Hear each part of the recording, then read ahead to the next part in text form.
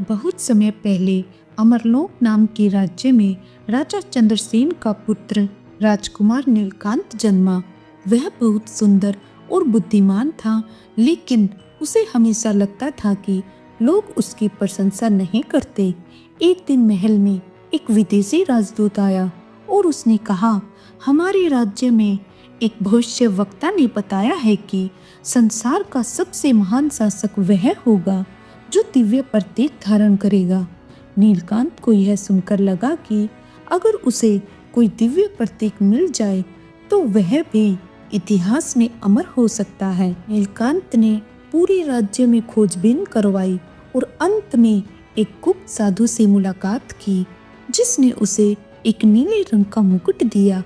हे राजकुमार, यह कोई साधारण मुकुट नहीं है। इसे पहनते ही लोग तुम्हें दिव्य समझेंगे, लेकिन याद रखना, यह मुकुट केवल तब तक तुम्हारे पास रहेगा जब तक तुम इसकी सच्चाई को छिपा सकते हो। नीलकांत ने बिना कुछ सोचे समझे मुकुट को पहन लिया। जैसे ही उसने इसे पहना, उसकी आंखों से अजीब चमक आ गई। उसके शरीर से एक तेज प्रकाश निकलने लगा और जब वह महल लौटा तो हर कोई उसे देख मंत्रमुग्ध रह गया। अब लोग उसे साधारण राजकुमार नहीं, बल्कि दिव्य राजकुमार नीलकांत कहने लगे। अब नीलकांत की प्रतिष्ठा बढ़ने लगी। अन्य राजाओं ने भी उसे झुककर प्रणाम करना शुरू कर दिया। उसने अपने पुराने मित्रों और शिक्षकों को छोड़ दिया और सिर्फ उन लोगों के साथ रहने लगा जो उसकी प्रशंसा करते थे। धीरे धीरे वह अपने पिता से भी अधिक शक्तिशाली और प्रसिद्ध बन गया।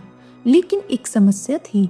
अब वह इतना घमंडी हो गया था कि वह खुद को भी नहीं पहचान पा रहा था।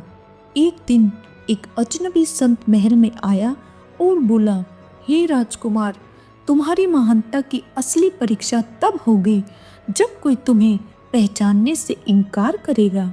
नीलकांत हंसते हुए बोले, ऐसा कोई मूर्ख नहीं जो मुझे पहचान न सके। लेकिन तभी संत ने एक ऐसी भविष्यवाणी की जिसे सुनकर नीलकांत डर गए। अगर तुम एक दिन के भीतर किसी एक व्यक्ति को अपनी महानता स्वीकार करवाने में असफल रहे तो तुम्हारा मुकुट हमेशा के लिए गायब हो जाएगा। नीलकांत ने इस भविष्यवाणी को हल्के में लिया और चुनौती को स्वीकार कर लिया। अगले ही दिन जब नीलकांत नगर भ्रमण पर निकला तो हर कोई उसे प्रणाम कर रहा था, लेकिन तभी उसकी नजर एक बूढ़ी महिला पर पड़ी जो बिना कोई ध्यान दिए अपनी झोपड़ी में बैठी हुई थी। नीलकांत उसके पास गया और बोला, क्या तुम मुझे नहीं जानते कि मैं कौन हूँ? मैं अमरलोक का दिव्य शासक हूँ। बूढ़ी औरत मुस्कुराई और बोली, मुझे कोई दिव्यता नहीं दिखती बालक। मेरे लिए तुम वही नीलकांत हो जो पहले थे। नीलकांत गुस्से से भर गया। उसने अपने सेनापतियों को आदेश दिया कि इस बूढ़ी औरत को महल में ले जाया जाए और उसकी आंखों के सामने उसके वैभव को दिखाया जाए।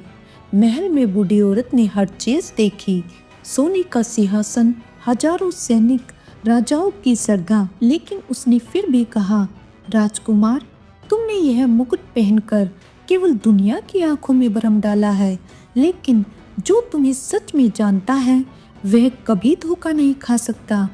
जैसे ही बूढ़ी औरत ने यह कहा, नीलकांत को एक अजीब एहसास हुआ। उसके सिर का मुकुट गर्म होने लगा और अचानक वह गायब हो गया। अब वहाँ कोई दिव्य प्रकाश नहीं था, कोई रहस्यमयी चमक नहीं थी। राजमहल में खड़े लोग चौंक गए। अरे, यह तो वही पुराना नीलकांत है। राजकुमार को अपनी गलती का एहसास हुआ। उसने तुरंत बूढ़ी औरत से पूछा, तुम कौन हो?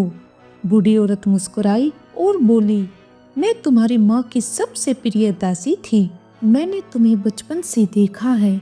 मैं जानती थी तुम कौन थे और यह भी तुम क्या बन सकते हो, पर तुमने अपने कर्मों की बजाय छल को चुना। नीलकांत बहुत शर्मिंदा हुआ। उसने खुद से वादा किया कि अब वह झूठे दिखावे की बजाय अपनी असली प्रतिभा से महान बनेंगे। धीरे धीरे उसने फिर से अपने पुराने मित्रों, गुरुओं और राज्य के लोगों का विश्वास जीता। अब लोग उसे दिव्य नहीं बल्कि सच्चा शासक नीलकांत कहने लगे। इस कहानी से हमें शिक्षा मिलती है कि झूठ और भ्रम की ताकत अस्थायी होती है।